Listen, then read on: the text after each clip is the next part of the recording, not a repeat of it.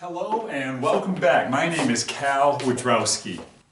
In the next lesson after this one, we're going to cover a lot of great stuff as it relates to dancing with a partner. We'll be talking about dance frame, how to hold your hands, and so forth. We'll also play a little music and give you the opportunity to do the basic footwork with a partner if you want to do that and if you haven't done so already.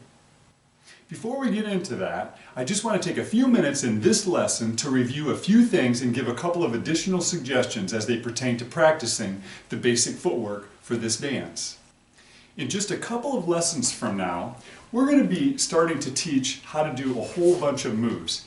And if you're new to this dance and learning how to do this dance from these lessons, I can assure you that all of the lessons from this point forward will tend to go a lot smoother and you'll tend to advance a lot quicker if you practice the basic footwork enough that you're fairly comfortable doing it.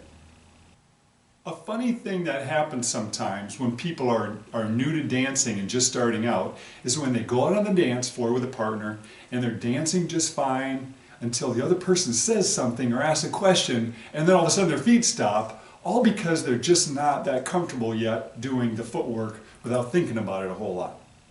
Now, in the previous lesson, I tried to answer the question, what is a good goal when it comes to practicing the basic footwork? And I'm not so sure that I was real clear with respect to that, especially in the gentleman's practice lesson, so I want to take a minute and clarify that right now. I think a good goal would be to get to the point of being able to do the footwork without having to count and without having to think about it too much. It would be a very good idea if you're able to do the footwork while carrying on a conversation with someone, listening to a podcast, reading an article, or something along those lines. Now, having said that, although it would be very helpful to be able to do the footwork without counting, I also do recommend that you make sure that you're able to do the footwork while counting when you want to. Eventually you'll end up dancing without counting at all. But when we're just starting out and while we're learning moves, we'll be using the numbers that are given to the steps to know when to start a move and when to end a move and so forth. Now here are a couple of additional tips and things to keep in mind that you might want to consider when it comes to practicing. First of all, if it helps to use the practice lessons a little bit in the beginning, go ahead and do that. But I strongly recommend that you get to the point of also being able to do the practicing of the footwork on your own without the practice lessons. Another point, practicing with a partner is great if you have someone to practice with. However, it can be a very good idea to do some practicing of the footwork on your own by yourself as well, regardless of whether you have a partner or not. Now here's a thought. If you watch TV from time to time throughout the week, you might consider standing up and practicing the footwork for 2 to 3 minutes during TV commercials. If you do that for 1 or 2 programs a couple of times a week, you'll get a decent amount of practicing in without taking any extra time out of your day. And then lastly, the final point that I want to touch on regarding practicing. I recommend that you do some practicing of the footwork without music. But also be sure to do some of the practicing with music.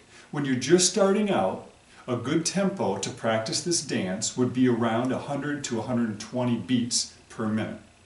I plan on putting up a list of songs, contemporary country songs, that would be great to practice this footwork to. I'm going to put it in the description section below the video. That list may not be there immediately when I post it, but it will be there soon afterwards. In the meantime, I'm going to mention just a few songs. These are older country songs, but these are very good, a little bit slower tempo, around 100 to 120 beats per minute. That would be great to practice to if you happen to have access to these songs. One of them is Brooks and Dunn's song Neon Moon. I think it's around 108 beats per minute. George Strait's song A Fire I Can't Put Out is about 110 beats per minute, and then George Strait's song Amarillo by Morning, I believe, is around 120 beats per minute. Well, I think that about wraps it up in regards to the footwork for this dance and in regards to practicing. If you found some of the information helpful in this lesson, please consider letting me know by giving it a thumbs up. And also, whatever you do, remember to practice! Thanks for watching, and we'll see you in the next lesson.